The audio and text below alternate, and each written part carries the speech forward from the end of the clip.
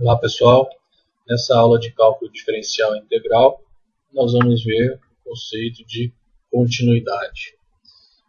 Quando estudamos o limite de uma função f de x, quando x tende a a, por muitas vezes o valor encontrado é igual ao valor da função em a. As funções com essa propriedade são ditas funções contínuas em a. A partir disso, a gente pode pensar na definição de função contínua em um número. Uma função f é contínua em um número a se e somente se três condições são satisfeitas. Primeira condição, a f de a existe. Quer dizer, a f tem que estar definida no número a. O limite da f de x quando x tende a a existe. O limite da f de x quando x tende a a tem que ser igual a f de a. Então, para uma função ser contínua em um número a, ela tem que satisfazer essas três condições. Se ela satisfaz essas três condições, então ela é contínua em um número a.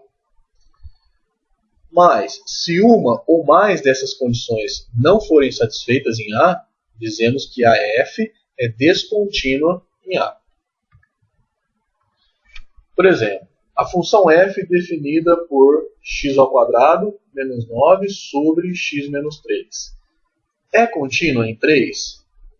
Para isso, primeiro é importante a gente pensar no domínio dessa função. A função f definida nesse exemplo 1 é uma função racional. O que é uma função racional? É uma função cujo numerador é um polinômio, uma função polinomial, e o denominador é uma função polinomial. Então, nesse caso, a função racional, a gente tem que tomar cuidado que o denominador não pode zerar. E a gente sabe que x menos 3 é igual a zero quando x é igual a 3. Então, 3 não está no domínio dessa função f de x. Logo, o domínio de f é todos os números, é o conjunto dos números reais, exceto o número 3. Legal? Bom, se a gente está estudando a continuidade da função f no número a igual a 3, e 3 não está no domínio da função, quer dizer, a função não está definida para x igual a 3, significa que a primeira condição não é satisfeita. A primeira condição para ser contínua no número a função tem que estar definida nesse número a. Nesse exemplo 1, a função não está definida para 3. Então, a função f é descontínua em 3. A gente nem precisa verificar as outras duas condições.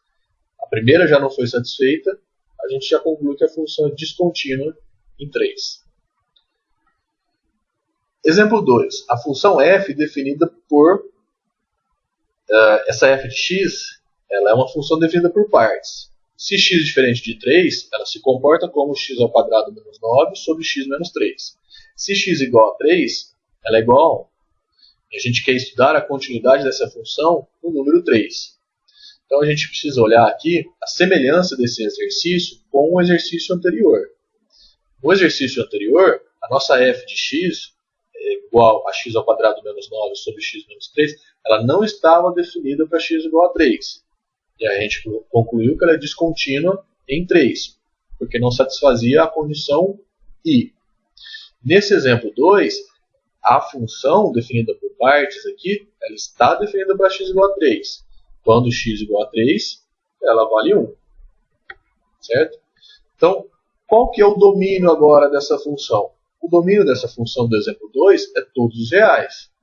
Né? Aquele probleminha que a gente tinha com x igual a 3 do exemplo 1, a gente não tem mais. Ela está definida para 3. E para x diferente de 3, ela também está definida para qualquer número diferente de 3. Então o domínio dessa função é todos os reais. Agora a gente vai querer estudar a continuidade dessa função em 3. A gente precisa verificar se satisfaz as três condições para ser contínua. A primeira a gente já viu que é satisfeita. A f de 3 é igual a 1. Então, como a função está definida, logo a f de 3 existe. Primeira condição satisfeita. Segunda, a gente precisa ver o limite da f de x quando x tende a 3. Vamos voltar um pouquinho. Se a gente está fazendo um limite da f de x quando x tende a 3, nós estamos fazendo x tender a 3, nós não estamos tomando x igual a 3. Estamos fazendo x tender a 3. Veja, se x tende a 3 é diferente de 3, a função vai se comportar como x² menos 9 sobre x menos 3. Porque é assim que ela se comporta para todo x diferente de 3. Então, calcular o limite da f de x quando x tende a 3 é calcular o limite de x² menos 9 sobre x menos 3 quando x tende a 3. Se a gente fizer a substituição direta aqui, a gente vai chegar numa indeterminação 0 sobre 0. A saída aqui é pensar que x² menos 9 pode ser fatorado como x mais 3 vezes x menos 3. Daí a gente consegue simplificar o fator x menos 3 do numerador com o x menos 3 do denominador e a gente conclui que esse limite é igual a 6. Então a segunda condição também é satisfeita. O limite da f de x quando x tende a 3 existe, é igual a 6. Legal? Vamos para a terceira condição. O limite da f de x quando x tende a 3 é diferente da f de 3. Veja, no item I, a gente obteve o valor 1. No item I, a gente obteve o valor 6. 1 é diferente de 6. Então, a terceira condição não é satisfeita. Logo, a função f é descontínua em 3. Trouxe aqui o gráfico das funções do exemplo 1 e da função do exemplo 2, para a gente comparar. O gráfico dessas duas funções são semelhantes. Né? No caso da função do exemplo 1, a função não está definida para 3. Então a gente percebe aqui uma reta, e no ponto em que x de abscissa 3, a gente não tem um ponto cuja abscissa seja 3. No exemplo 2, o gráfico da nossa função já tem um ponto 3, 1. A função está definida para x igual a 3 e f de 3 é igual a 1. Então a gente já tem um ponto fora aqui da reta, a gente tem um ponto 3, 1, indicando aí a descontinuidade da função em 3. Em ambos os casos, a gente pode perceber que o gráfico, quando x igual a 3, ele tem uma quebra, ele tem um salto. Então, graficamente, a gente pode perceber que a função é descontínua em 3 por conta disso. Quando x igual a 3, o gráfico tem uma quebra. Além disso, em ambos os exemplos, no exemplo 1 e no exemplo 2, o limite da f de x quando x tende a A existe. No nosso caso, dos exemplos, esse A é igual a 3. O limite da f de x quando x tende a 3 existe, tanto no exemplo 1 como no exemplo 2. Elas são descontínuas em 3, mas o limite da f de x quando x tende a 3 ele existe. Nesses casos em que o limite existe, a gente pode redefinir a função f de x em A de tal modo que o limite da f de x, quando x tende a A, seja igual a f de A, o que torna a função contínua em A. Então, nos casos dos exemplos 1 e 2, que a gente estava tomando esse A igual a 3, a gente poderia redefinir a função do seguinte modo. A f de x seja igual a x² menos 9 sobre x menos 3, se x diferente de 3, e 6 se x igual a 3. Nesse caso, agora, essa função redefinida, quando x igual a 3, a gente tem uma função contínua em 3. Por quê? A f de 3 existe, é igual a 6. Já eliminou o caso do exemplo 1 em que a f não estava definida. Agora a gente redefiniu a função de tal modo que ela esteja definida para x igual a 3. E a f de 3 é igual a 6. Condição II. Limite da f de x quando x tende a 3. Do mesmo modo que a gente fez para o exemplo 2, a gente chega que esse limite é igual a 6. E a condição I também vai ser válida a partir de agora, porque a gente redefiniu a f de 3 como sendo 6. Então o limite da f de x, quando x tende a 3, passa a ser igual a f de 3. Então a função em 3 satisfaz as três condições e, portanto, é contínua em 3. Essa descontinuidade dos exemplos 1 e 2 é chamada de descontinuidade removível, porque a gente pode remover a descontinuidade no número A, redefinindo a função f somente nesse número A. Foi o caso dos exemplos anteriores. Vamos partir para o exemplo 3. A função f definida por 2 mais x, se x menor ou igual a 2, e 2 menos x, se x maior do que 2. Novamente, uma função definida por partes. F é contínua em 2. Para saber se a f é contínua em 2, a gente precisa verificar se a função satisfaz todas aquelas três condições em 2. Primeira condição, a f de 2 ela existe? Bom, vamos olhar para a função. Se x igual a 2, a gente vai cair nessa primeira regrinha. Né? Uma vez que a nossa condição x igual a 2 cai aqui. X menor ou igual a 2.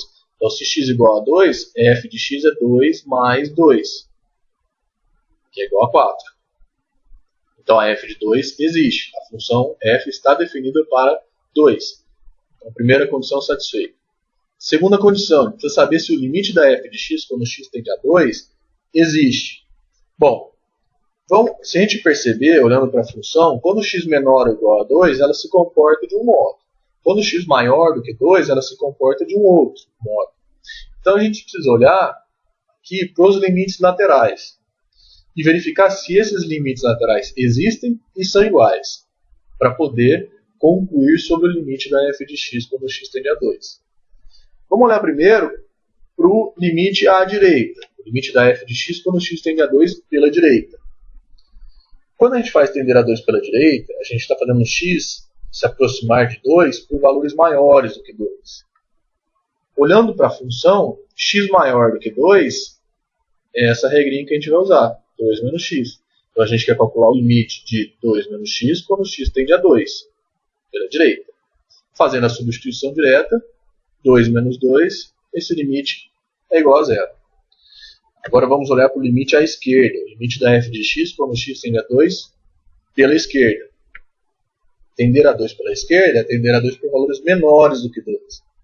Então a gente quer calcular valores menores do que 2, a gente vai cair nessa regrinha, 2 mais x. Então a gente vai calcular o limite de 2 mais x quando x tende a 2. Fazendo a substituição direta, a gente vai chegar que esse limite é 4. Como os limites laterais existem, mas são diferentes, a gente conclui que o limite da f de x, quando x tende a 2, não existe. Se ele não existe, a segunda condição para ser contínua em 2 não é satisfeita. Portanto, a função é descontínua em 2. Aqui está o gráfico da função, mostrando aqui que quando x tende a 2 pela direita, a f de x, os valores de f de x tendem a 0. Quando x tende a 2 pela esquerda, os valores da f de x tendem a 4. E a gente percebe também essa descontinuidade no número 2 pelo salto que o gráfico dá desse valor. Percebendo também, graficamente, essa característica da função, ser descontínua em 2. Vamos para o quarto e último exemplo. A função f, definida também por partes, e ela é definida do seguinte modo. Ela vale 1 sobre x à quarta se x diferente de 0 e 2 se x igual a 0. A pergunta é, f é contínua em 0? Vamos verificar as três condições em 0. F de 0 existe? Existe. Se x igual a 0, a f vale 2. Então a f de 0 é 2. Primeira condição é satisfeita. Segunda condição, o limite da f de x quando x tende a 0 existe? não existe, ele é igual a infinito. Lembrando que a gente já estudou anteriormente de limites infinitos. Então, a segunda condição não é satisfeita, porque o limite não existe. Portanto, a função é descontínua em zero. E aqui tem o gráfico da função. Né? A gente percebe que quando x tende a zero, tanto pela esquerda como pela direita, a função, os valores da função tendem a infinito. Né? E quando x igual a zero, ela vale 2.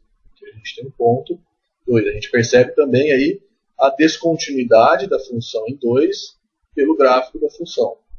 Há uma ruptura. Né? Nos exemplos 3 e 4, nós não conseguiríamos redefinir a função apenas no número a para torná-las contínuas nesse número a. Por exemplo, no exemplo 3, a gente não conseguiria redefinir a função somente no número 2 de modo a torná-la contínua em 2. No exemplo 4, nós não conseguiríamos redefinir a função somente em 0 de modo a torná-la contínua em 0. Então, para essas funções em que a gente não consegue remover a descontinuidade, a gente vai chamar esta descontinuidade de descontinuidade essencial. Legal?